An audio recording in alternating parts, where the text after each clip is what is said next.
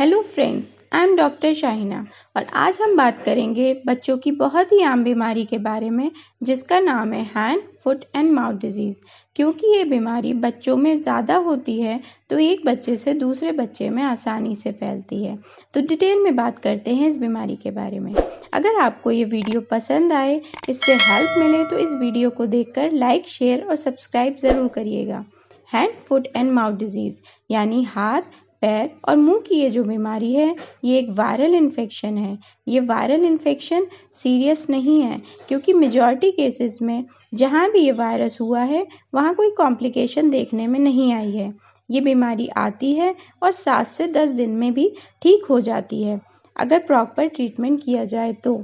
ये बीमारी 10 साल से छोटे बच्चों में और ज़्यादातर 1 से 4 साल के बच्चों में होती है। बड़ों को भी हो सकती है लेकिन ज़्यादा कॉमन बच्चों में होती है। ये बहुत ही ज़्यादा कंटेजियस डिजीज़ है यानी बहुत ही आसानी से एक से दूसरे में फैल सकती है। वो इसलिए क्योंकि बच्चों में ज़्यादातर मना करना मुश्किल होता है और उनको समझाना भी बहुत मुश्किल होता है कि इसे मत छुओ, उसे मत छुओ, यहाँ मत जाओ, वहाँ मत जाओ वगैरह। तो बेसिकली अगर किसी को हुआ है तो उसे उसके फ्लूइड के कांटेक्ट में दूसरा आ गया है तो दूसरे को भी हो जाएगी। अब बात करते हैं इसके सिम्टम्स की, यानी कैसे पता चलेगा कि बच्चे को ये बीमारी हुई है। इसके सिम्टम्स नॉर्मल वायरल की तरह ही होते हैं, जैसे बुखार आना, खांसी का होना, गले में थोड़ा दर्द सा शुरू होता है, ज़ुकाम हो जाता है।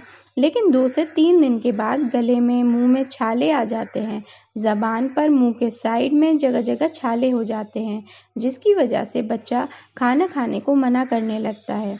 इसके अलावा हाथों और पैरों पर भी रैशेस से आने शुरू हो जाते हैं, लाल लाल दाने से आ जाते हैं जो आगे जाकर पस वाले दाने भी बन जाते हैं। Child to child symptoms vary करते हैं बट जनरली हाथ पर या पैर पर जो रैशेस आते हैं वो ऊपर की तरफ बढ़ने लग जाते हैं।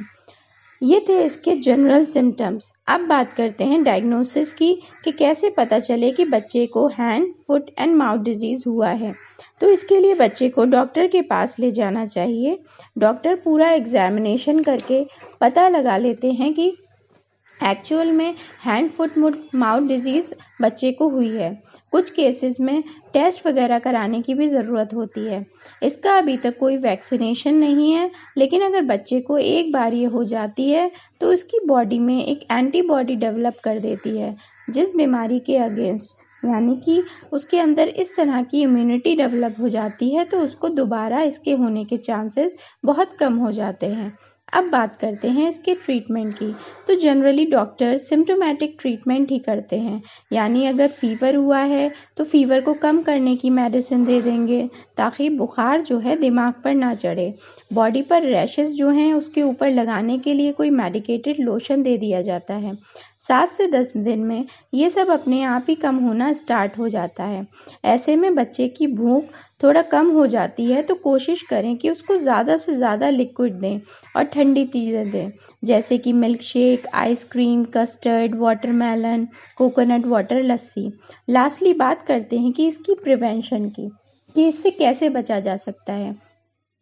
सबसे पहले तो हाइजीन मेंटेन करना, यानी साफ़ सुथरे रहना बहुत ज़रूरी है। बच्चों के हाथ अच्छे एंटीसेप्टिक सोप से खाना खाने से पहले और बाद में, या फिर बच्चा जब बाहर से आए तो वॉश कराना बहुत ज़रूरी है। और अगर बच्चे को हो गया है तो उसको दूसरे बच्चों से अलग रखना चाहिए। स्कूल में भी इन्फॉर्म कर देना चाहिए कि हो सकता है वहाँ उसको ये डिज़ीज़ लगी हो, तो वहाँ पर भी प्रिकॉशन ली जा सके जिससे कि ये बीमारी और बच्चों में ना फैले। तो ये थी सारी डिटेल्स हैंड, फुट और माउथ डिजीज़ के बारे में। Thanks for watching.